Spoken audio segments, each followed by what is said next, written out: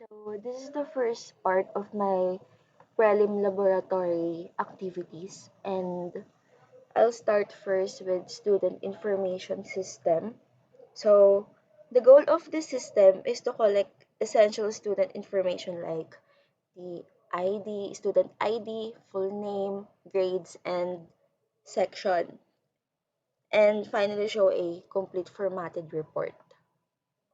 First, tignan muna natin yung input section, which is ito.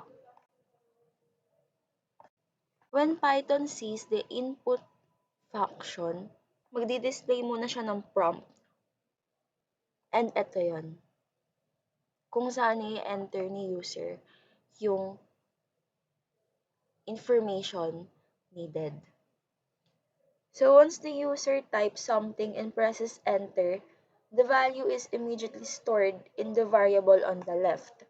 So ang purpose nito is to capture user data and hold it in memory for later use. Now let me demonstrate.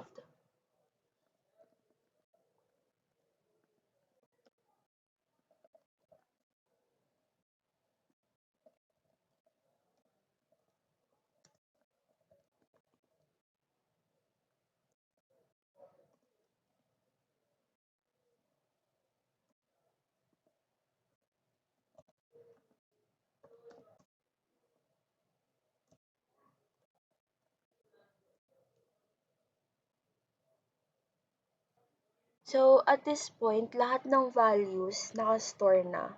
Notice especially the grades are being converted into float. So, this matters kasi gagamitin sila sa computation. Kung hindi float, magiging text lang siya. And arithmetic operation will not work. So, let's move on sa processing part. Ito. Ito yung computation or yung formula. So this retrieves the saved values from memory. Add them, then divides by 3. Ito yung actual computation na ginagawa ng program. No user interaction at this stage. And finally, yung output. Ito. So, using the round function, ito, makes the value appear properly formatted. Kagaya ng usual grading system, clean, concise, and readable. Ito yon. So next is the salary calculator.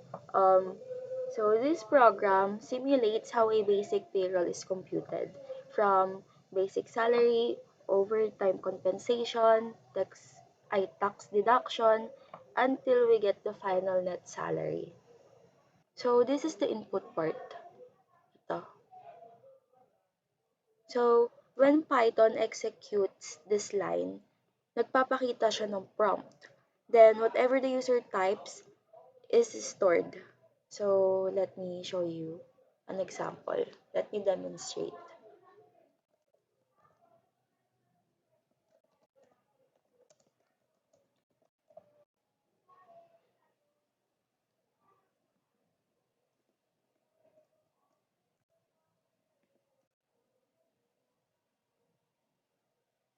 So first, bakit float yung basic salary? Kasi salaries often involve decimal values.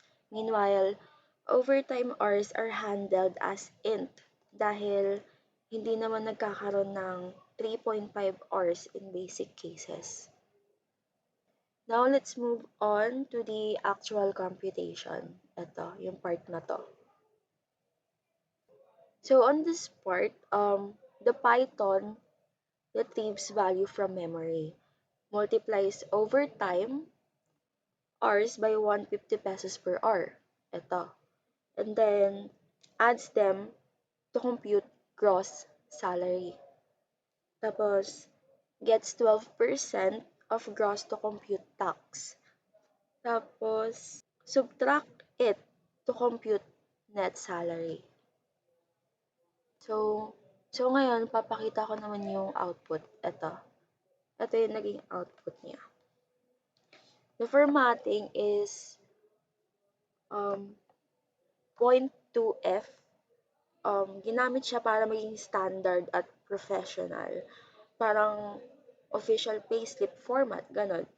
Wala nang sobra or kulang na decimal places, making it look clean and accurate. And lastly, the third part, the online shopping cart. Um, so for this last program, the online shopping cart, ang idea dito is parang ginawa tayong cashier system. So we will enter three products kasama ang quantity at unit price, then we compute the total billing. So here is the input part. We repeat the same logic for product 2 and 3. Similar siya kay product 1. So pare-pareho sila. Same logic. So whenever the user enters values, Python holds them temporarily as stored data. And magde-demo ulit ako.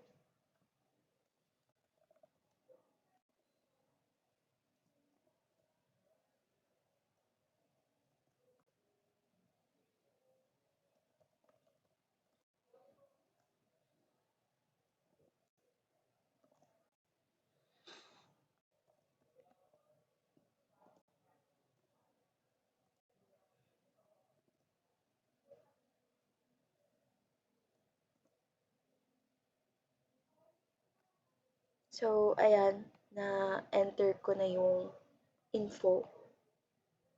So let's move on sa transaction logic, computation niya. So ito yun.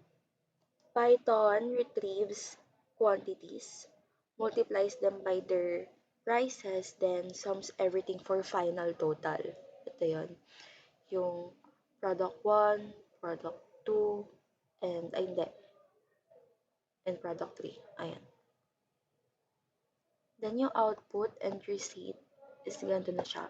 Cart, summary, and total. Um, so, ang naging total is 275. Ayan. And then, yung formatting here is parang actual printed receipt sa grocery or cashier. So, the user can easily understand how amounts were computed and how the final total was formed.